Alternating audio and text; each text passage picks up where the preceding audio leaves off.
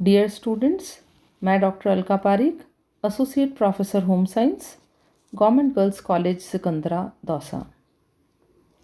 हम लोग जुवेनाइल डेलिक्वेंसी या बाल अपराध का अध्ययन कर रहे हैं और आज हम करेंगे प्रिवेंशन ऑफ जुवेनाइल डेलिक्वेंसी, किशोर अपराध की रोकथाम। अंग्रेजी में एक कहावत है, prevention is better than cure. चिकित्सा से रोकथाम बेहतर है।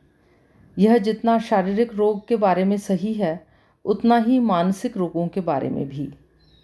अपराध असामान्य व्यवहार है और एक प्रकार का रोग ही है, और इसलिए उचित देखभाल और रोकथाम से किशोर को अपराधी बनने से रोका जा सकता है। इसके लिए सबसे पहले यह पता लगाना आवश्यक है कि कौन से बालक के अपराधी बनने की संभावना है, जिससे अपराधियों का पता लगाया जा सके।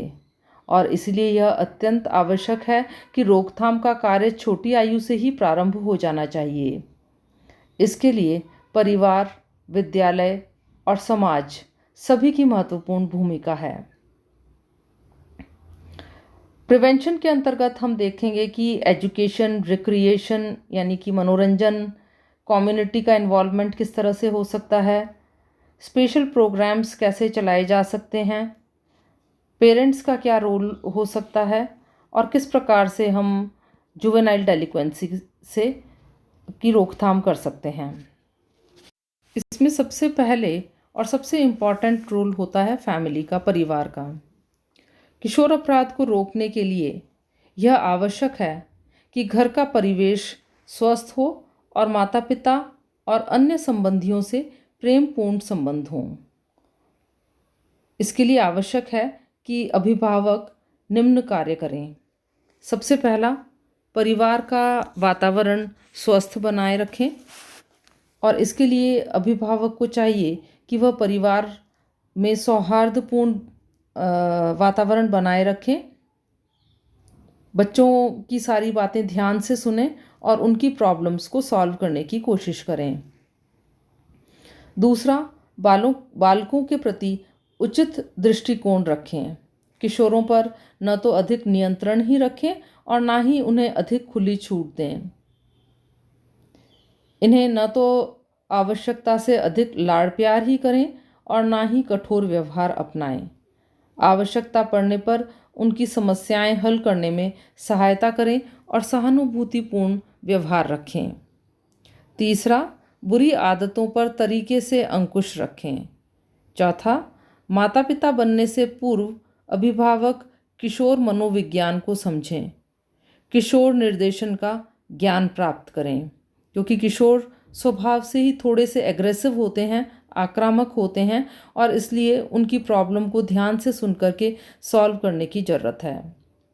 किशोर के मित्रों का ध्यान रखें, क्योंकि जैसे मित्र होते हैं बच्चे उसी तरह का कार्य करने लगते हैं।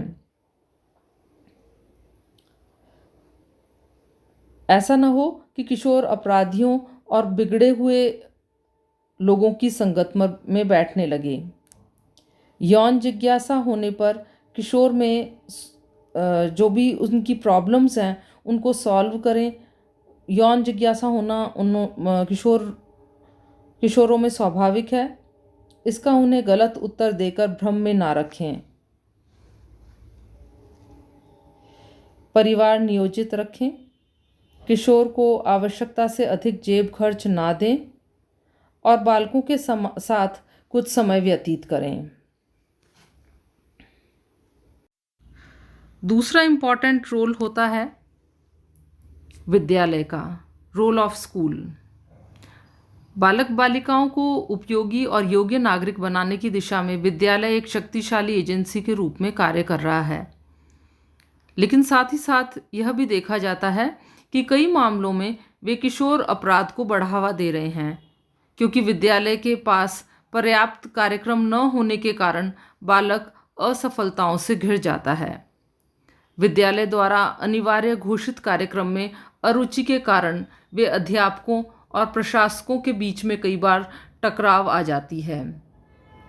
उन्हें इस प्रकार के पाठ्यक्रम और अन्य कार्यक्रम से अरुचि हो जाती है और अपराध की दुनिया में उनका पहला कदम होता है विद्यालय से भाग खड़े होने पर। शिक्षकों और प्रशंसकों को इस बात पर ध्यान देना चाहिए और भगोड़ेपन के कारणों की जांच करनी चाहिए और उसे समाप्त करने का प्रयत्न करना चाहिए, क्योंकि भगोड़ेपन के कारण ही चोरी, लूटपाट और यौन अपराध जन्म लेते हैं। यदि विद्यालय इन कारणों को समाप्त कर सके, उसका कार्यक्रम सुनियोजित और व्यावहारिक तरीके से हो, समाज और विद्यालय के मूल्यों में टकराव नहीं हो, अध्यापक और विद्यार्थी के संबंध मधुर और प्रजातांत्रिक हों, तो वह किशोर अपराध की रोकथाम में एक शक्तिशाली एजेंसी का कार्य कर सकता है। विद्यालय को इस बात के लिए प्रयत्नशील रहना चाहिए कि विद्यार्थी कुंठाओं के शिकार ना बने। इसके लिए आवश्यक है कि उनकी आधारभूत आवश्यकताओं की पूर्ति हेतु सशक्त कदम उठाया जाए। और ये आधारभूत कदम क्या क्या हो सकते हैं? सबसे पहला, सुरक्षा की आवश्यकता। दूसरा, मित्रता और स्नेह की आवश्यकता।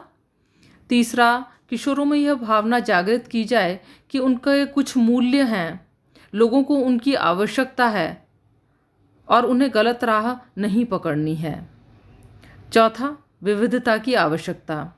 विद्यालय का लक्ष्य केवल शिक्षा प्रदान करना ही नहीं होना चाहिए, क्योंकि इससे किशोरों को विद्यालय में नीरसता या उबाऊपन हो सकता है। पाठ्यक्रम की एक रसता को समाप्त करना आवश्यक है। पांचवां, उत्तम वातावरण प्रदान करके। सिक्स्थ, उपचारात्मक और व्यावसायिक कक्षाएं खुलवाकर। सेवंथ, पुस्तकालय की व्यवस्था करें और पुस्तकों में बच्चों की रुचि पैदा करें। बालकों के चारित्रिक, नैतिक और सांस्कृतिक विकास के लिए सुविधाएं प्रदान करें। अनुत्तीर्ण होने की से संबंधित जो भी समस्याएं होती हैं उन्हें समाप्त करें। शिक्षक को चाहिए कि वे अपने विद्यार्थियों को भली प्रकार जानें। यदि किसी में कोई दोष या आपराधिक प्रवृत्ति है तो उसे दूर करने का प्रयत्न करें। प्रत्येक शिक्षक के लिए यह संभव नहीं है कि वह सभी अपराधी किशोरों को सुधार करे। ऐसी स्थिति में उन किशोरों के लिए परामर्शदाता की राय लें या स्कूल में ही एक साइकोलॉजिस्ट को अपॉइंट करें, जिससे कि बच्चे अपना परामर्श उससे ले सके। इसके अलावा समाज की भी इम्पॉर्टेंट भूमिका होती है। किशोर अपराध एक सामाजिक समस्या है।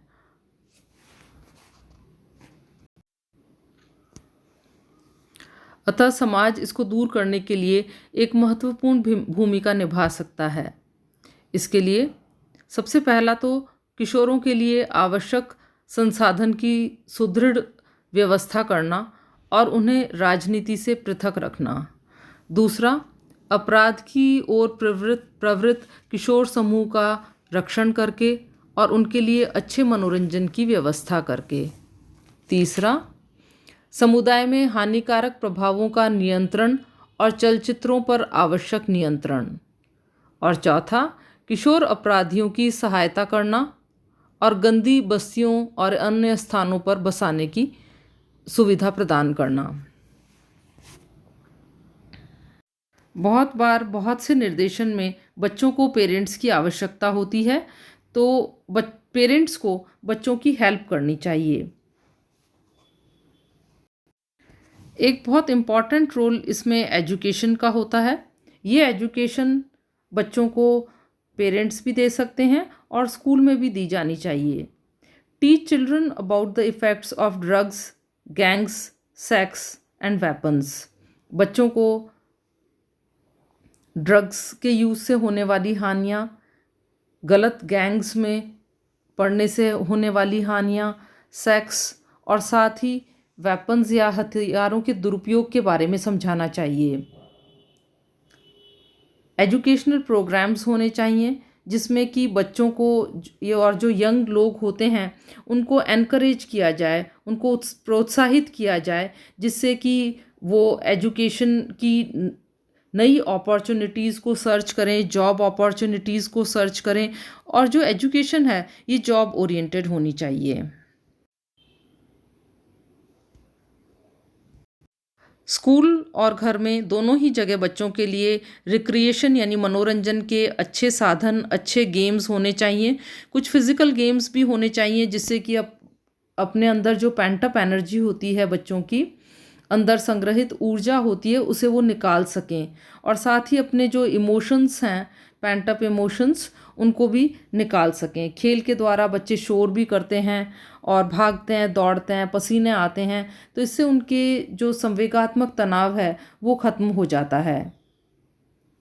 रिक्रिएशन प्रोग्राम्स के अंतर्गत कई चीज़ें हो सकती हैं, जैसे स्पोर्ट्स यानी गेम्स के अलावा डांसिंग, म्यूज़िक, रॉक्स को क्लाइंब करना, drama, karate, bowling, art, drawing, painting आदि हो सकते हैं।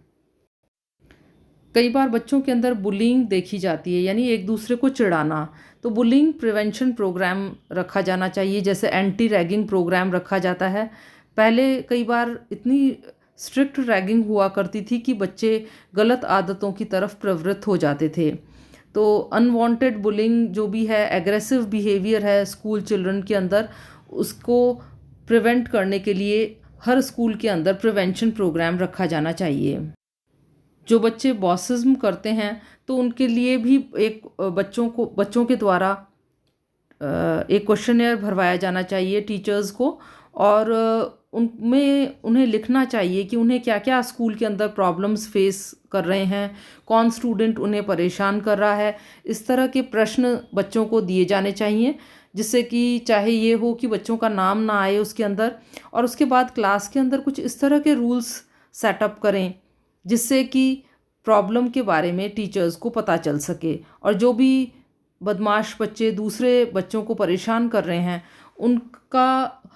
उनको जो बाल अपराध को बढ़ा रहे हैं, इस तरह के बच्चों को रूल आउट करना चाहिए और देखना चाहिए कि कहाँ प्रॉब्लम है और फिर उसे सॉल्व करने की कोशिश की जानी चाहिए। तो अगर ये सभी मेजर्स लिए जाएं जो हमने आज डिस्कस करे, चाहे स्कूल के लेवल पर, चाहे फैमिली के लेवल पर, और चाहे समाज या सोसाइटी के लेवल पर, अगर इस तरह से किया जाए तो हम अपने बच्चों को बाल अपराध से प्रोटेक्ट कर सकते हैं, प्रिवेंट कर सकते हैं। Thank you.